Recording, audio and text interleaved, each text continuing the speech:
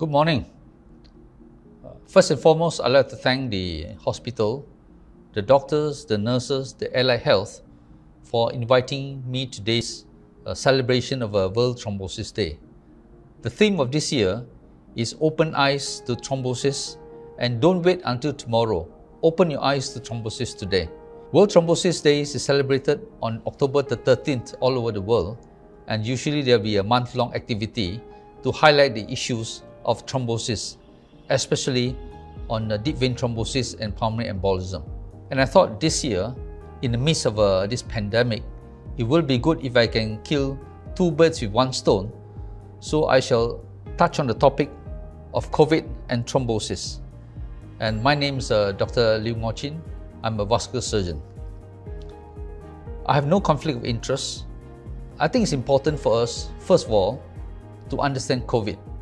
And so I would like to quote Sun Tzu, The Art of War. And this military doctrine is taught all over the world. And Sun Tzu said, if you know neither the enemy nor yourself, you will succumb in every battle. And this is a very apt saying in these days and age, because if people do not understand COVID, even though they are healthy, their height is 1.7 meters, they weigh about 70 kg, they will still succumb, because it's not really about your physique. More of it is due to your immunity. So it's very important for us to understand COVID before we can fight this COVID infection. The scope of my talk today covers COVID pneumonia, a bit on the host defense mechanism, so that we can understand the pathogenesis of thrombosis in this COVID infection, and I'll touch a bit on the therapeutics. I'd like to quote this paper by McConaughey published in Lancet at the early part of 2020. It says that this COVID pneumonia is unlike the other bacterial pneumonia. For instance, in a bronchopneumonia, you find that only one segment of the bronchus is involved. However, in COVID pneumonia, you find that there's actually diffuse alveolar involvement, because the large lung surface area involved in the coronavirus infection due to the ubiquitous expression of ACE2 receptors all over the lung. And so this is quite different from bronchopneumonia. And many people would dispute that this is actually a pneumonia. They will call this a hyperinflammation of the lung. I'd like to show you some examples. Now, this is a 65-year-old woman. They was admitted to the hospital due to fever and cough. And when she came in, she was very sick, she was very breathless. And we did a chest x-ray, and you could find that on the x-ray, there were diffuse pulmonary opacities. And she was so sick that she had to be intubated and ventilated in an intensive care unit, and she was given some antibiotics. And after a period of 3 to 4 days, she was extubated, and you find that at day 14, when she was discharged, we repeated the chest x-ray, it was all clear. So this is actually a classical community-acquired bacterial pneumonia which can be treated with antibiotics. However, consider this woman who is 53 years old, with renal impairment, diabetes and hypertension. She presented with exactly the same thing. She has cough and fever of a week duration. And so when she came in, we did a chest x-ray. It showed there's a bit of a lung opacity on the right lower lobe, and she tested positive for COVID. And so this is a typical case of a COVID pneumonia. So she was admitted, and in 48 hours, we did a CT scan of the lung, and you'll find on the coronal view, there are some white opacities over the lung. And on the sagittal view, you find that you can see all these opacities are scattered throughout the lung. And this is classically described as a ground glass appearance of the lung. And this is typical of a COVID pneumonia. And so she was nursed in an intensive care unit, given oxygen and given some medications. And by about 2 weeks, we repeated the CT scan. She did not make a very good recovery. You find that this is the features on the CT scan. You find that there's a lot of fibrotic changes in the lungs, both sides. And all this is described as organizing fibrosis. And how did this fibrosis occur in the lung? So, before we talk on the pathogenesis, let me quote this paper published by Tang Ning from Wuhan in the early parts of this COVID pandemic. She noted that there's marked elevation of D-dimer and fibrinogen degradation product, and patients who are very ill with high elevation of D-dimer and FDP are associated with death. Again, she published this paper that shows that if you put a patient on some anticoagulation, it actually decreases mortality in COVID patients with coagulopathy. So we all know in severely ill COVID patients, there's a lot of thrombosis, fibrinolysis that goes on. And when we put a patient on some anticoagulant, they actually become better. These days and age, we've got very good facilities in the hospital. For instance, on the CT scan, we can do a 3D reconstruction. You can actually see the different lung markings. And if you were to concentrate on the lung parenchyma, this is what you see. You can see the lung parenchyma and areas of the lungs where you find that there's consolidation, you don't show up very well. And if you were to adjust the lung setting to mainly look at the vessels of the lung, then you can see that some vessels show up very well, some areas there's actually hypoperfuse. And we superimpose these two images together, and that gives you some kind of a ventilation perfusion scan. Even though this is not a very good ventilation scan, because for ventilation scan you need to put a patient on some kind of xenon scan. Nevertheless, you can show that some areas of lung, they are ventilated, however, they are not perfused. Some areas that are perfused, they are actually not ventilated.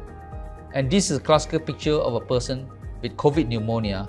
You find that they suffer from very severe hypoxemia. And that's why oxygen therapy is really important for patients like this. And this has been confirmed by autopsy study.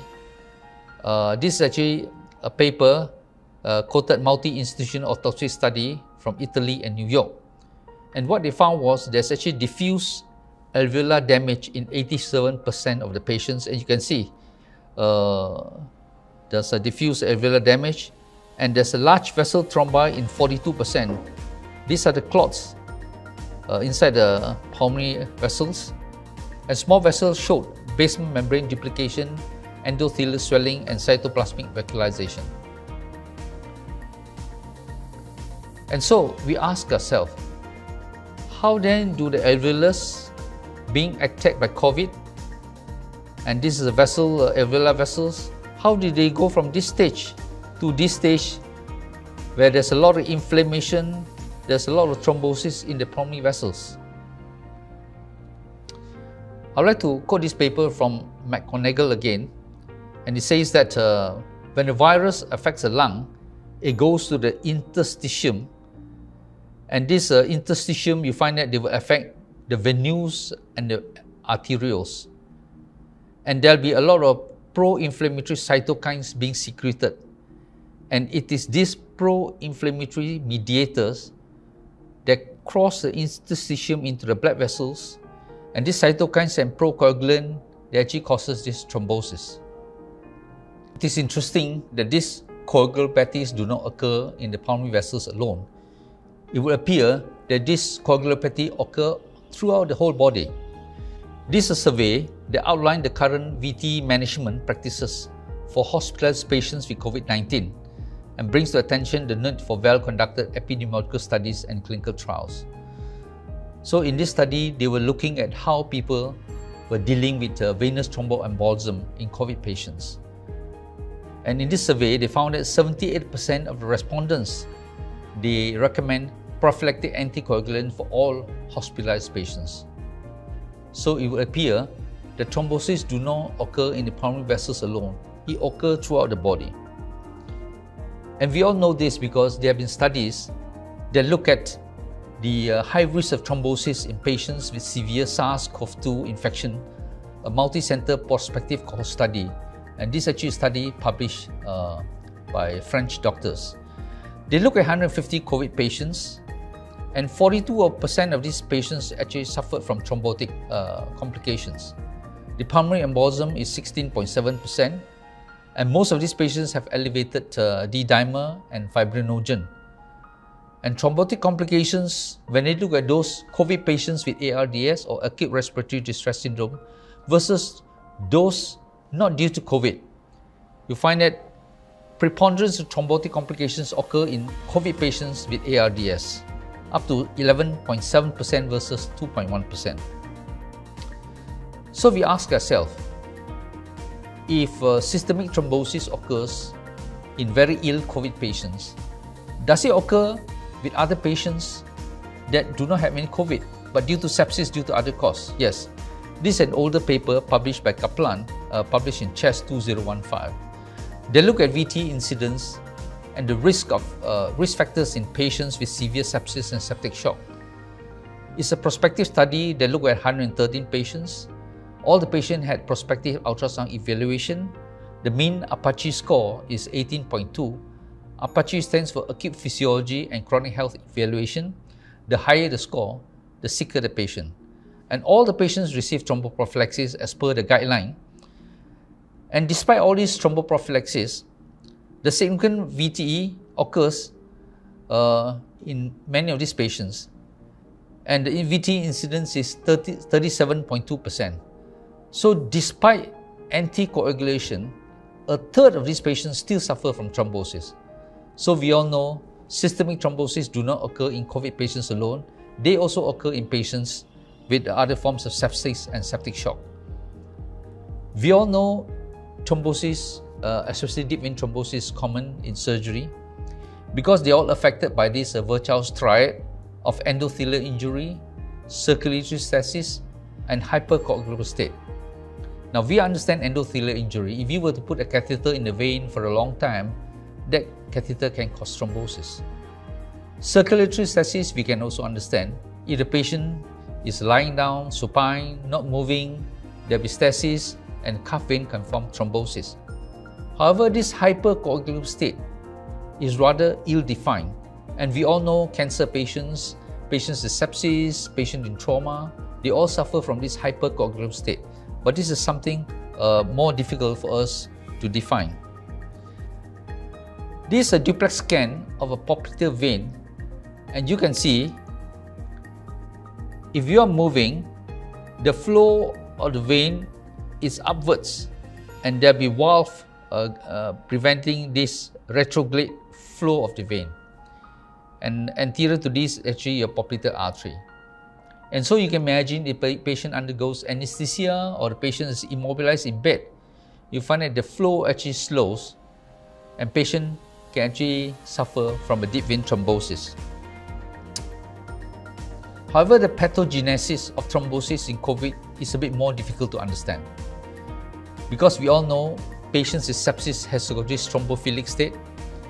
And so in COVID, did the systemic thrombosis came about because of cytokine storm? Did it come about because this virus traveled throughout the body? We call it viremia. Or maybe they break down product of this virus. We call it RNA anemia. Did it occur because patients very hypoxic? Or did it occur because many of these patients has elaborated antiphospholipid antibodies? Or is it due to other causes that we still do not understand? This is a CT scan of a patient with pulmonary embolism, and this is actually the pulmonary artery. You can see there's a thrombus filling the right lower segment of the pulmonary artery. And when we do a catheter arteriography, we'll be able to see that these pulmonary vessels are perfused, but some areas of lung are not perfused because there's thrombosis inside the lung vessels. And in this patient, what we did was, we did a catheter thrombectomy and thrombolysis, and after that, you will be able to see that all those thrombus has been removed and the vessels become perfused again. And just to show you, there are some areas are the embolus that get lodged into the pulmonary vessels. These are the white filling defect in the pulmonary vessels. So you can understand if the pulmonary artery is already thrombosed, when you have another load of pulmonary embolism, then most often patients will succumb. So what causes the increase of venous thromboembolism in COVID patients? Is it due to immobility? Is it due to hypoxia? Is it due to endothelial injury because we are inserting too many lines on the patient? Or is it due to this, they call cytokine storm? So for us to understand cytokine storm, I think it's important for us to understand body's immune response and thrombosis. And these are the immune cells, these are monocytes in the body, and these actually thrombus you can see inside a blood vessel. So first of all, we need to understand the coagulation cascade. We find that there are two pathways, the extrinsic pathway and the intrinsic pathway. These are factors involved in the intrinsic pathway, but the extrinsic pathway are mainly due to this tissue factor and factor 7. And so they come to a common pathway where they stimulate the factor 10, make it factor 10A, and together with factor 5, they stimulate prothrombin to convert into thrombin, and this thrombin then converts fibrinogen to fibrin. And this is the basic mechanism of a coagulation cascade. If I were to take a drop of blood and put it on the light microscope, you'll be able to see there's a sea of red blood cells, there are some platelets, and these are the neutrophils and monocytes. Monocytes has got a large nucleus and a small cytoplasm, and these are the immune cells in our body. So the immune cells comprises neutrophils, monocytes, basophils, eosinophils, lymphocytes, etc. And it's important for us to understand this innate immunity. When there's an inflammation in the lung or due to an infection in the lung, you find that these macrophages, the neutrophils and dendritic cells come into action. And the macrophages and neutrophils, they will elaborate interleukin 1, interleukin 6, interleukin 8. And all these are the cytokines. And the function of this interleukin is when it stimulates the brain, it causes fever. Interleukin 6 stimulates the liver to produce acute phase proteins, or we call opsonins. And some of these interleukin will then stimulate the other neutrophil to activate them so that they come to combat this inflammation. And they also stimulate these active natural killer cells. So innate immunity is in us. It's called an inborn immunity. So whenever there's an inflammation, the innate immunity comes into response. However, acquired immunity is different. If we have had previous infection or we have had immunization, then the acquired immunity comes into play. You find that dendritic cells will carry the antigen, it will stimulate the CD4 cells, and these CD4 cells will then stimulate to the production of these T helper cells. And these T helper cells will become CD8 cells, T cells and B cells. And these cells are very important because T cells will be able to kill the virus, and B cells become plasma cells. They elaborate these antibodies, and these antibodies will surround the virus and help to kill the virus. To put everything together, we have created this animation for you to see how the virus interacts with immune cells in the body to cause this thrombosis. And so the virus gets into the alveolus, it gets tethered to the type 2 pneumocytes because they have the presence of ACE2 receptor. And the body's immune cells, then the monocytes get transformed into these macrophages. They get into the alveolus and they will start combating these viruses. And you find that the vessels become congested, there'll be more inflammatory cells that come in, and these macrophages, they then elaborate these cytokines, and these cytokines act on the endothelium and also on the neutrophils, on the monocytes, and this will elaborate this stimulate tissue factor, and together with the intrinsic pathway, they cause thrombosis. So the end result, you can see there's a lot of inflammation and there's a lot of thrombosis in the pulmonary vessels. So what do we do? How do we treat patients with COVID in our hospital? The basic sequence is there's infection, there's a hyperinflammation, there's body's immune response, and that causes thrombosis. And so the patients are given antivirals, and some of these antivirals are in the form of monoclonal antibodies that can block the receptors of these viruses. For the inflammation, patients are given anti-inflammatory and immunosuppressants. And very important, patients, they are hypoxic, so they are given oxygen and also ventilatory support. And anticoagulations are given not because we want to prevent pulmonary vessel thrombosis, but rather to prevent deep vein thrombosis. So when I put it into a diagrammatic form, you will understand that some of the medications that we use include these monoclonal antibodies, casirivimab and indovimab. They block the receptor binding domain of these viruses to prevent them from tethering to the pneumocytes.